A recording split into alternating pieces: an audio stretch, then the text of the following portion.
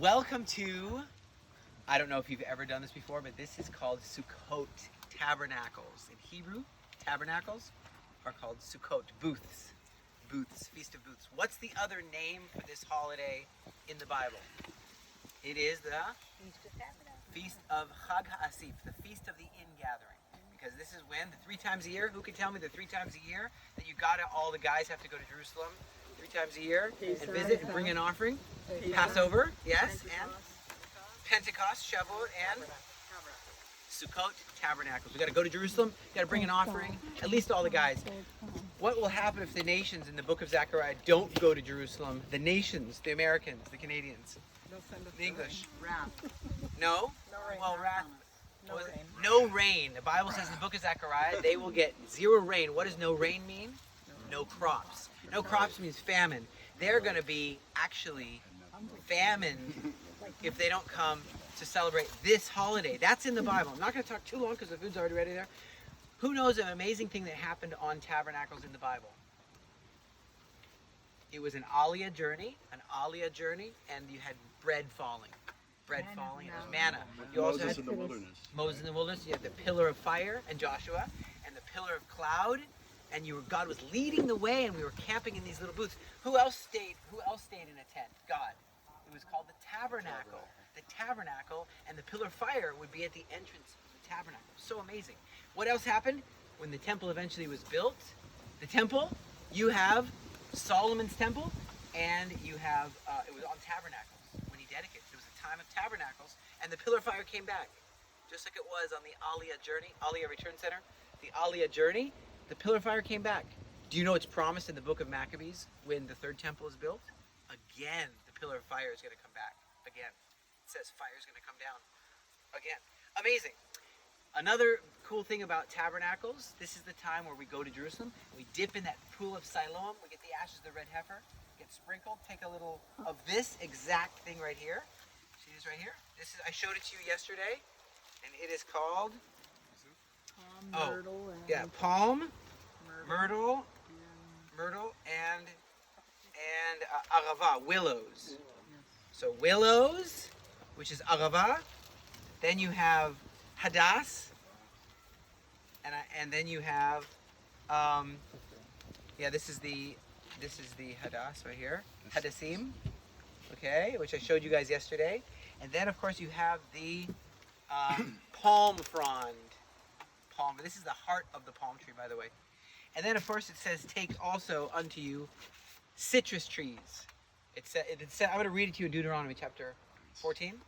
And it says, take the citrus trees. So we got to take, and we specifically don't just get any lime or any lemon or any grapefruit or orange. We literally go and get the most expensive, hardest to grow, most expensive, most work to get this kind of tree, which is an etrog. I mean, you literally have Jewish people going, trying to get the most expensive one with a specific smell. You can just smell it, just pass it around, you can smell that. And it's literally it's almost like a pear, or it's totally not just like a grapefruit. It's got some special, so people will pay like a lot of money, hundreds and hundreds of dollars for that. Because do they think it brings them miracles or something? There is all kinds of traditions, which is a tabernacle is supposed to be, you have ushpizin, you have guests that come in. They say, who knows? Have you ever heard of this band called Newsboys, and they have a song called Entertaining Angels? I don't know why they say by the light of their TV screen. It doesn't seem like, it should be by my tabernacle would be much better. Entertaining angels in my tabernacle. That would be much more biblical. I like your Okay? And that is what we think we do, is we could entertain maybe a resurrected Elijah. It says, hey, who knows who's going to come in? You're supposed to welcome in the stranger. You're supposed to welcome in. You know who's keeping tabernacles right now? The Gazans. Yeah, they're staying in tents right now because they moved out of Gaza City. They're staying in tents. Okay. But it's, hey, maybe they want to identify with Israel now. The other thing is that it's called Chag Simchatenu. It's called the Feast of Our Joy. The joy. Why is that? Do you know why? Because everyone was so joyful when they're coming to meet the Lord in Jerusalem. Everyone was joyful. They're dancing in the streets. Everyone's getting their sins forgiven, giving the offering, and getting the ashes of the red heifer, where they take the take this, they dip it in the ashes and drip it on the people, and then they get the Gihon spring water, which is the pool of Siloam, flows out of the Gihon spring, and then you go up to that pathway to Jerusalem, and everyone's joyful, they're dancing. So this is called, and I made even a song about it, which is called Joy Unspeakable. It says you are commanded to rejoice. Commanded to rejoice in this time. Commanded. That's a kind of interesting command, right? You're commanded to rejoice. It even says, go buy yourself wine. Go buy yourself strong drink. Go rejoice before the Lord. I mean, it says, if it's too far, it says that. It says it. So here's what it is. I don't drink alcohol, but whatever. Point is a time of rejoicing together and being that dwelling place of the Lord. After the Babylonian exile, when the Jewish people returned to build the temple, you have the time of Sukkot when Ezra opens up the book and he's like, we haven't kept Passover, we haven't kept Sukkot, we haven't kept this since the time of Solomon. So they brought this whole thing back. Where's this at? It is in the book of Nehemiah chapter 8, verse 14 through 17. And he says, we gotta make sure we do the Sukkot as the Bible tells us to. Even our tanks in Gaza, all of our tanks, because of the drone warfare, which the Hamas drop things, bombs on us through drones, and they do this in Ukraine, and Russia is doing this. So because of all that, we have a little sukkah over our tank. Every tank has a little tabernacle on top of it with little wire mesh, so when the bomb drops, it just blows up on the wire mesh and not on your head. Wow. Amazing. So we're all keeping Sukkot in the tanks. Okay? All right, and I'm just going to wrap up with this. In the future, Zechariah chapter 14, verse 16, it says, if these nations will not come, they will not receive rain. Okay? And have you ever heard this song about tabernacles? It's a song that goes, that talks about the, how do you sing that? With with joy you will draw water out of the wells of salvation. How does it go? Of the wells of salvation. And with joy shall you draw water out. Anyway, it's a song about the joy of the water ceremony. When did Jesus go to the Temple Mount and say, on Tabernacles? He went up there and there wasn't a Dome of the Rock there. There was a different building called the Temple. And he says, I am the water of life. Water.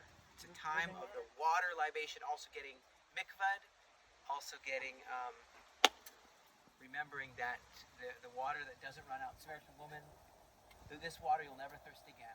That's what we think about when we're here in this little structure. And we're not sleeping in our houses. I mean, traditionally people would sleep out here for 7 days. It's very cool. Not everyone does it. Some people do it. Just to wrap up, let me see what else did I cover. I'm trying to hit all the main points. It's one of the 3 festivals. You're talking about pilgrimage festivals. Pilgrimage festivals. And why do you think they made that a pilgrimage festival? God said to do it in the Mount Sinai. He says 3 times a year, I want you to come to Jerusalem. It's just God invented this great thing. And the nations have to come as well. It's a great time of togetherness. Rabbi Eliezer says that this is like a symbol of God's protection. And there's a lot of teaching I could do about these things. But what I'm going to do before I end is I'm going to just say why we shake them. But he says this is a symbol of God's protection. And he says, you should be able to see the stars through it. It's not totally covered like a real roof. You can see the stars through, when you're sleeping. And so you think of Nathaniel, and Yeshua said, hey, I saw you when you were under under these fig branches, under the fig tree. Who knows? Maybe he was in a tabernacle. Maybe that was tabernacles. I don't know. Maybe I'm reading too much into it. But God, maybe he's like, you saw me from heaven. I don't know. Rabbi Eliezer says it's like God's canopy of protection over his land.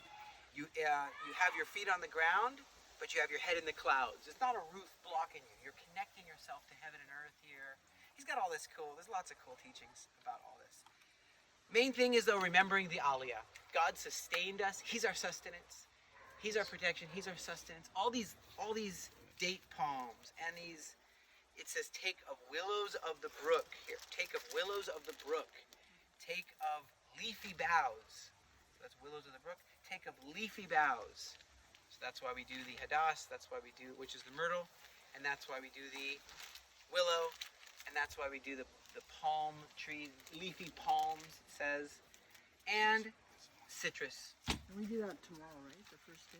Is that when you do This it? is right now. Right It's now, starting right now. right now. I'm literally doing it right now. And then it Again, says it take starts- citrus trees. Now the rabbis have invented a interesting tradition where you shake these in all the directions.